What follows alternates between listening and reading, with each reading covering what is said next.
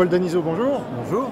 Alors, le purgatoire est-il biblique? Alors moi je le crois parce qu'on trouve des mentions du purgatoire dans le livre des Maccabées.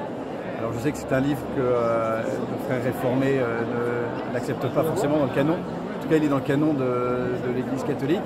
Et on trouve aussi un passage, alors c'est une interprétation catholique aussi, d'un passage de 1 Corinthiens 3,14. Vous savez, du feu dont parle saint Paul.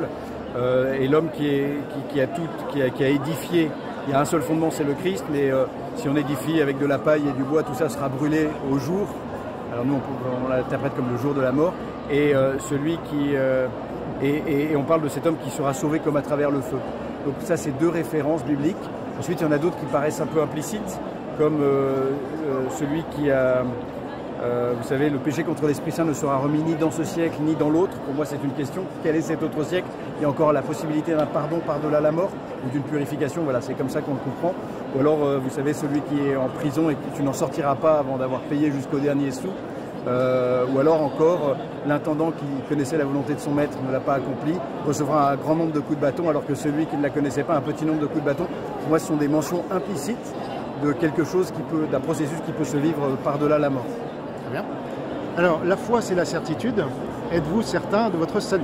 Alors, je suis certain que Dieu veut me sauver. Ça, c'est une certitude. Que le Christ est sauveur, oui. En revanche, de mon côté, je sais aussi que je suis pécheur. Et c'est pour ça que ce n'est pas une certitude dans le sens où je ne suis pas certain de mon salut, mais je l'espère. C'est-à-dire que je me fonde sur la certitude que Jésus, lui, veut me sauver, mais c'est-à-dire que je m'en remets à lui. Et c'est pas une certitude... c'est pas une certitude comme du matin, 1 plus 1 égale 2. Mais Seigneur, j'ai besoin de toi pour me sauver parce que sans toi, je ne peux pas. Mais je sais que toi, tu veux me sauver. Je sais que toi, tu veux sauver tous les hommes. Alors, concernant Jeanne d'Arc, c'est une héroïne française bien connue. Elle a été malheureusement brûlée par des catholiques. Par un évêque catholique, oui, le Monseigneur Cochon, oui. Mais d'après les minutes de son procès, elle était certaine de son salut. Qu'en pensez-vous? Alors, ce qu'elle dit dans les minutes de son procès, quand on lui demande « Êtes-vous en état de grâce ?» Êtes-vous dans la justice de Dieu, en fait?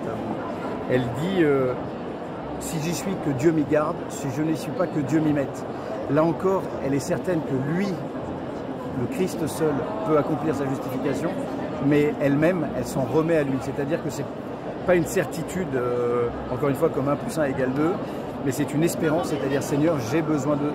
C'est en toi que je remets mon sort entre tes mains, quoi, ce que dit le psaume. Paul Danizo, merci. Merci à vous.